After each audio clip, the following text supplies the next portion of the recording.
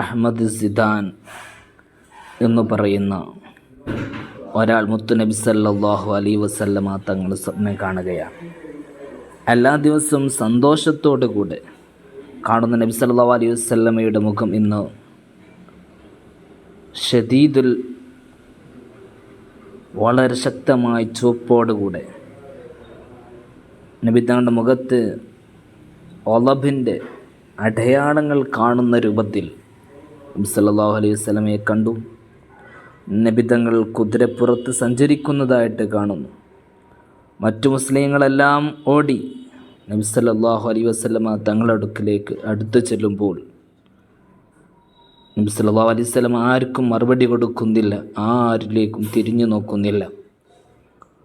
ആ സമയത്ത് ഞാൻ നബി സല്ലല്ലാഹു അലൈഹി വസല്ലമയോട് സലാം പറഞ്ഞു. പക്ഷേ എൻ്റെ ഹൃദയം മിടിക്കുന്നു. വളരെ പ്രയാസപ്പെട്ടുകൊണ്ട് നബി തങ്ങളുടെ അടുക്കിലേക്ക് പോയി സലാം പറയാൻ എത്തിച്ചേരാൻ വേണ്ടി ഞാൻ ചെന്നപ്പോൾ കേൾക്കുന്നത് ബോധൻ വിട്ടുനിൽക്കൂ, എൻ്റെ ഉമ്മത്തിനെ നിങ്ങൾ നിസ്സാരമാക്കി യാ റബ്ബ് എന്ന് കരയുന്ന ശബ്ദമാണ് അവരെല്ലാം കേൾക്കുന്നത്. ആ സമയത്ത് മുസ്ലിമീങ്ങളൊക്കെ കരയുന്നു. ഖിയാമത്ത് നാൾ അടുക്കുന്നത് പോലെയുള്ളൊരു കുട്ടക്കരച്ചിൽ. എല്ലാവരും പൊട്ടിക്കരച്ച് കരയുകയാണ്. അല്ലാഹുവേ, ഈ ദേഷ്യം നീ ഒഴിവാക്കണേ, ഞങ്ങളുടെ വെഡ്ഡിത്തരങ്ങളെ കൊണ്ട് ഞങ്ങളെ നീ ശിക്ഷിക്കല്ല എന്നിങ്ങനെ ജനങ്ങൾ ആർത്തട്ടഹസിച്ച് കരയുന്നുണ്ട്. നബി സല്ലല്ലാഹു അലൈഹി വസല്ലമ തങ്ങൾ ഒരാളോടും സംസാരിക്കുന്നില്ല. ഞാനങ്ങനെ വീട്ടിലേക്ക് വന്നു. നബി തങ്ങൾ എന്നോട് ദേഷ്യപ്പെടുകയാണോ എന്ന് ഞാനിങ്ങനെ ചിന്തിച്ചു.